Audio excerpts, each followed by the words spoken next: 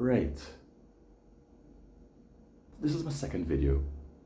It's a continuation of me practicing speaking to a camera, one, and then just practicing speaking and presenting myself in general, right?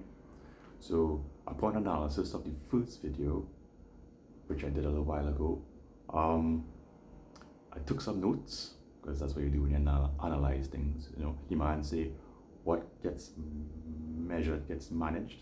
So I took some notes, you know, and I'm going to go through the notes,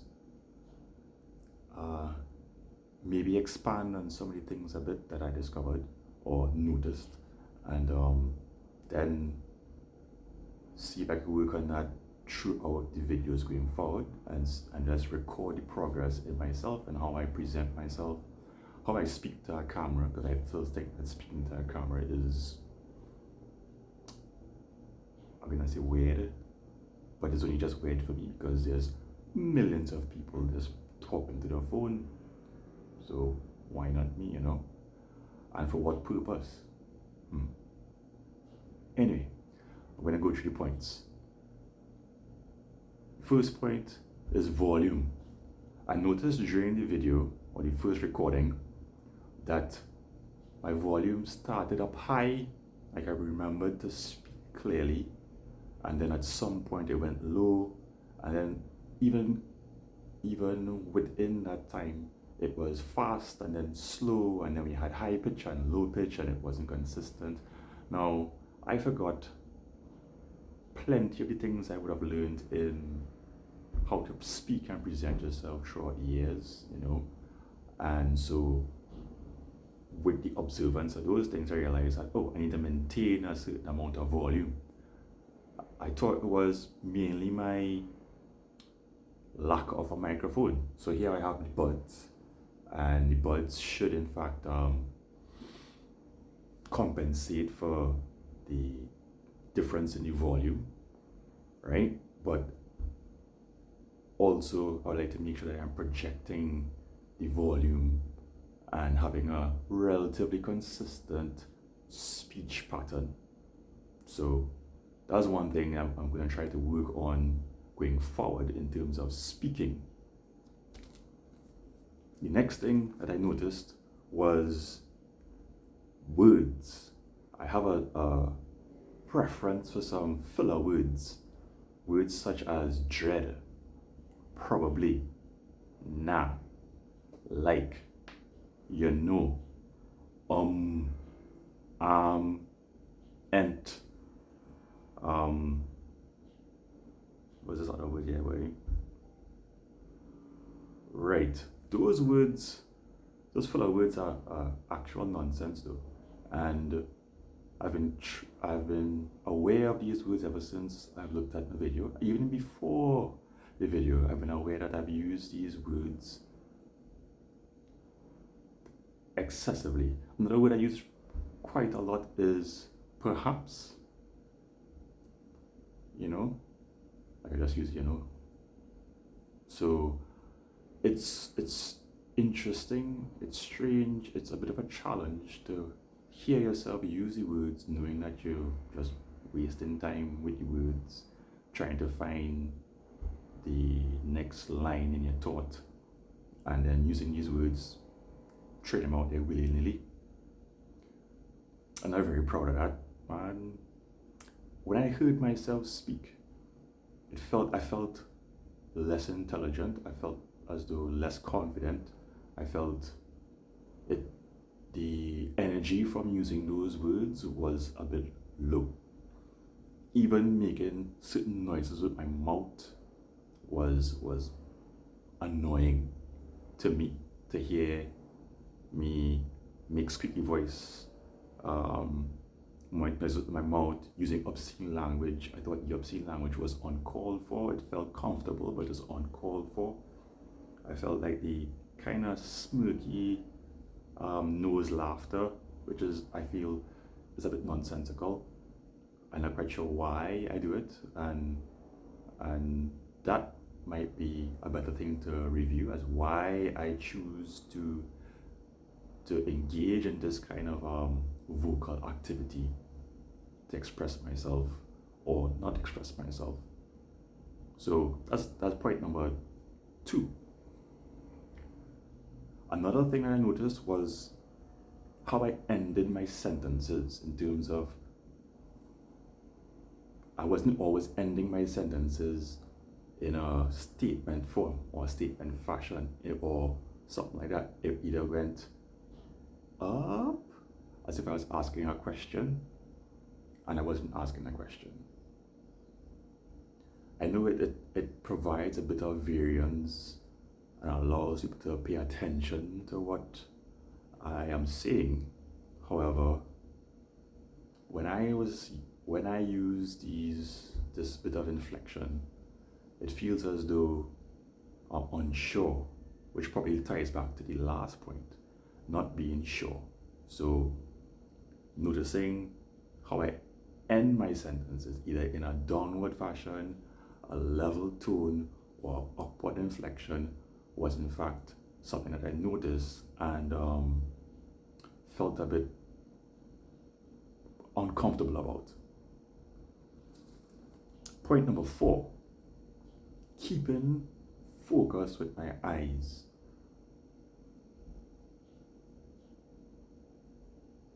I kept wondering, what was I looking at during the moments where I looked off the camera?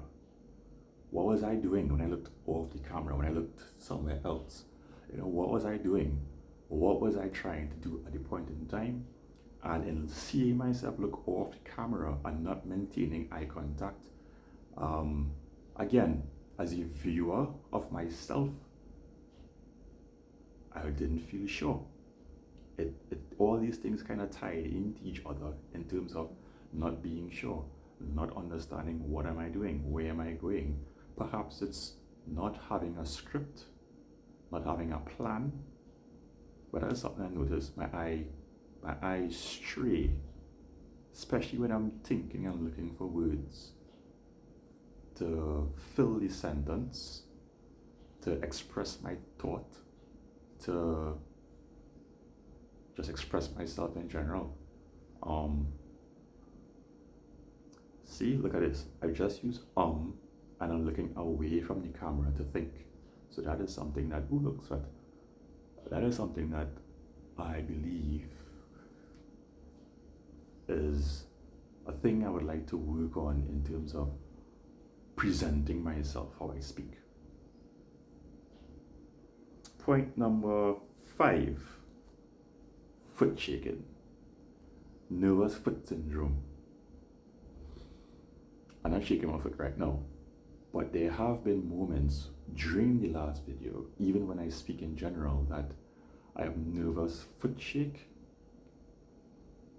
I can't quite, or have not pinpointed when I'm shaking my foot, why I'm shaking my foot. Am I excited?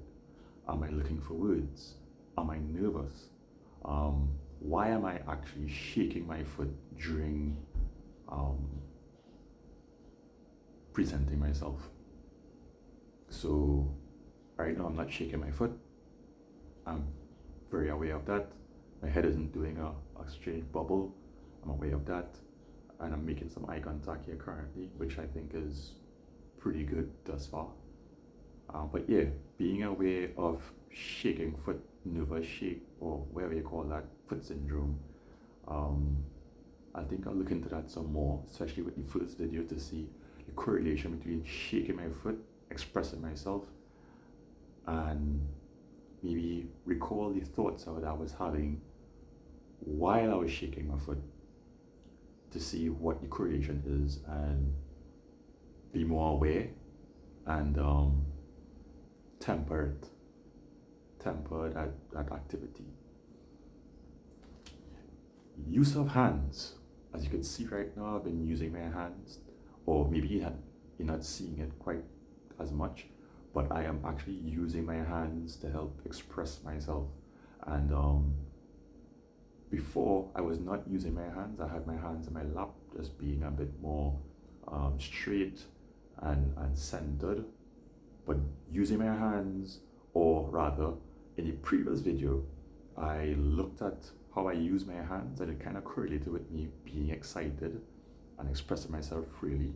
And in the early part of the video and the last part of the video, you can see that the first part of the video I was a bit more nervous and unsure, but as I went through the process, I became more sure, more open, more fluent. I used my hands a bit more and got into the video and got into expressing myself. Perhaps going back to the here we go, searching for words and looking away from the camera, using fuller words like perhaps. I may need to review speech class. I remember taking a speech class many years ago, and they taught you the art of presentation, the art of how to speak and stuff like that. So it will be a good idea to review those things and apply them to, let's apply them more. Why else would you learn something if you are not going to apply it? Wisdom is the application of knowledge, or something like that. Okay, here are some of the topics that I pulled out from, oh look, it's 11 minutes already. Here are some topics I pulled out from the last video that we're gonna put on record in an order and try to address them or speak upon them or use some sort of mechanism to get these things in our order and address them. As you can tell, I've just used a bunch of filler words, and I've been still maintaining a lot of eye contact while I use my hands to express myself. I look forward to reviewing this video, of course, to see if I've made any changes, what changes have I made, and so forth. Well, that's the whole point of the video anyway, right? Okay, cool. Topics that was uncovered by the first video would include rules you create and live by.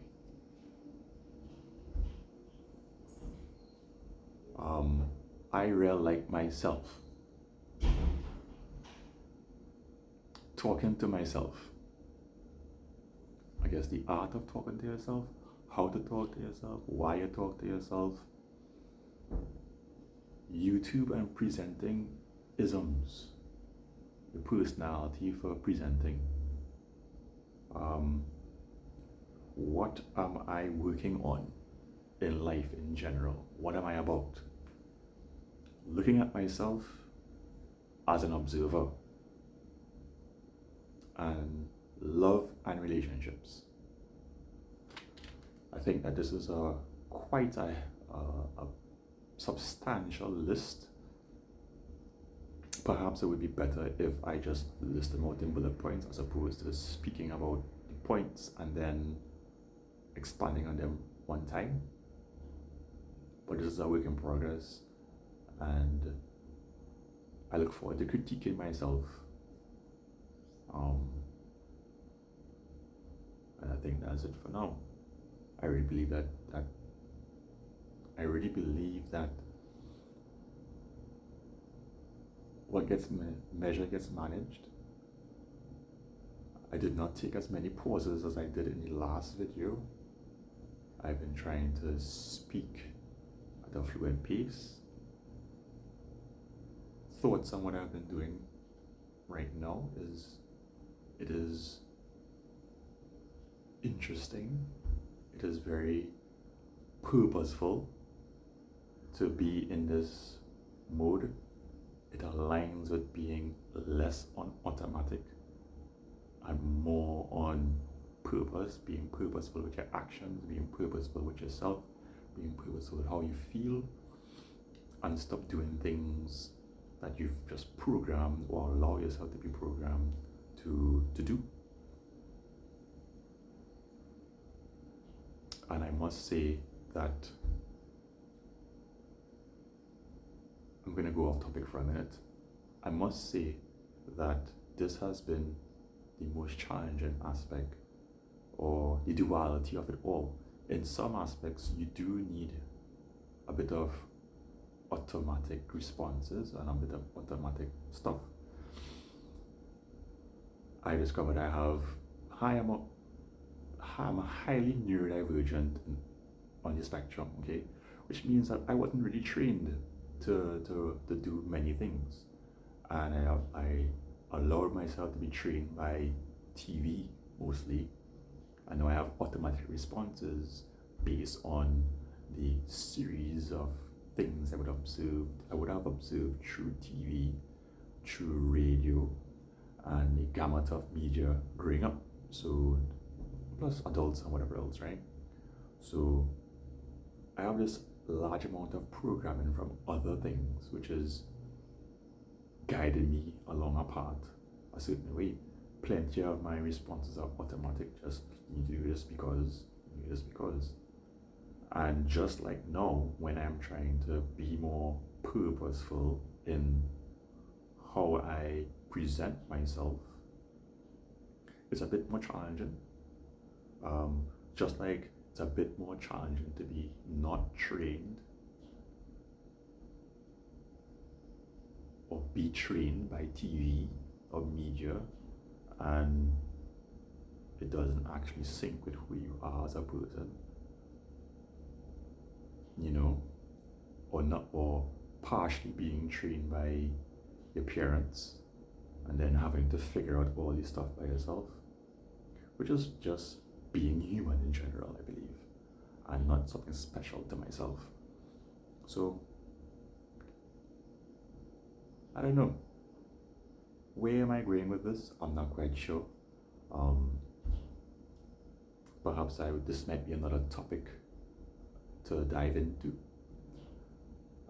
Maybe it might help to write down my thoughts and then use the thoughts to create a video and present on them, like so many other people seem to be doing on the internet.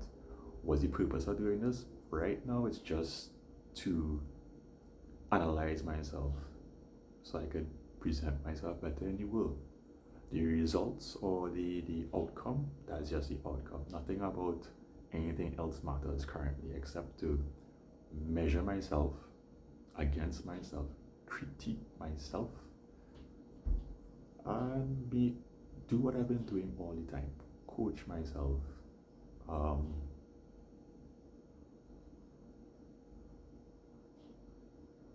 Yeah.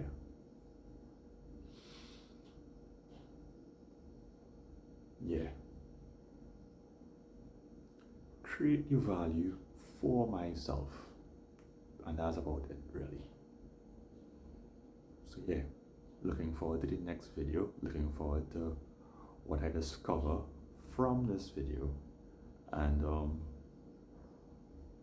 it's kind of exciting. This is very exciting. Alright, until next time. Clicks.